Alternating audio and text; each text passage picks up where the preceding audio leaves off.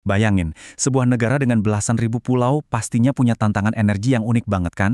Nah, hari ini kita bakal bedah sebuah rencana induk raksasa, nilainya miliaran dolar, yang tujuannya bukan cuma nerangin seluruh negeri, tapi juga benar-benar mengubah masa depan energinya secara total. Yuk kita mulai. Dan ini bukan main-main, visinya datang langsung dari atas.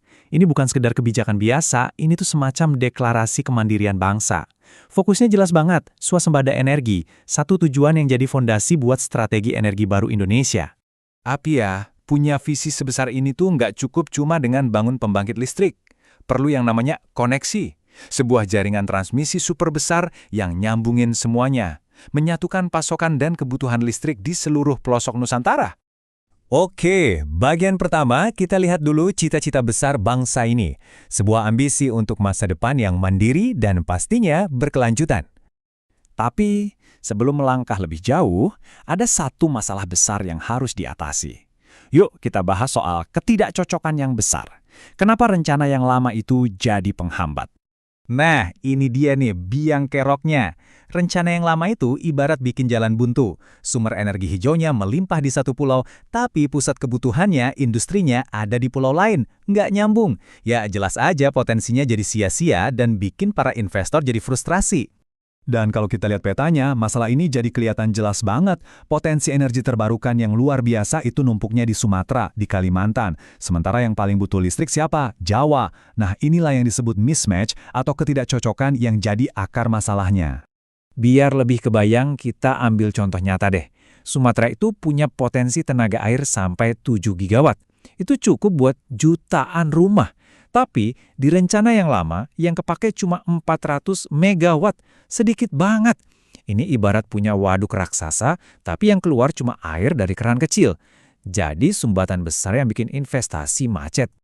Terus gimana dong solusinya? Nah, disinilah ceritanya jadi seru. Kita masuk ke pergeseran hijau, sebuah rencana induk baru yang benar-benar memutar balik arah energi Indonesia.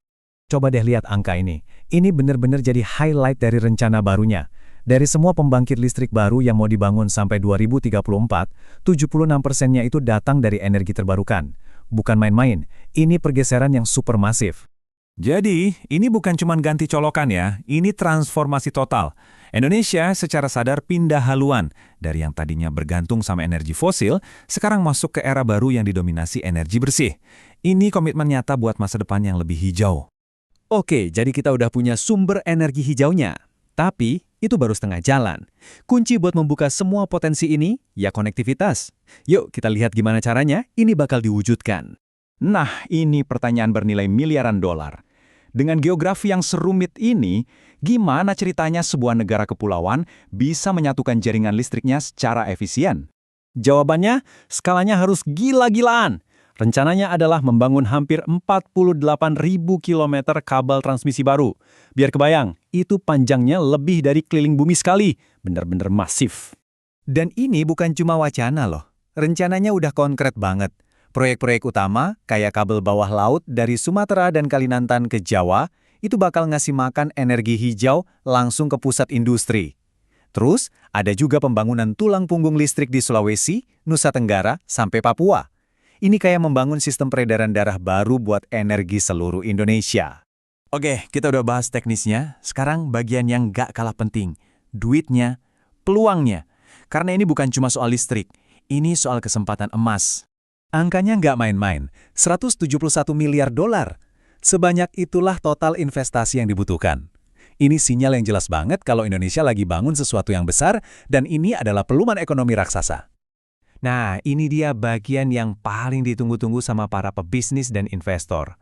Lebih dari 70% dari investasi di pembangkit listrik baru itu terbuka lebar untuk pihak swasta. Ini kayak undangan terbuka buat ikut bangun masa depan energi Indonesia.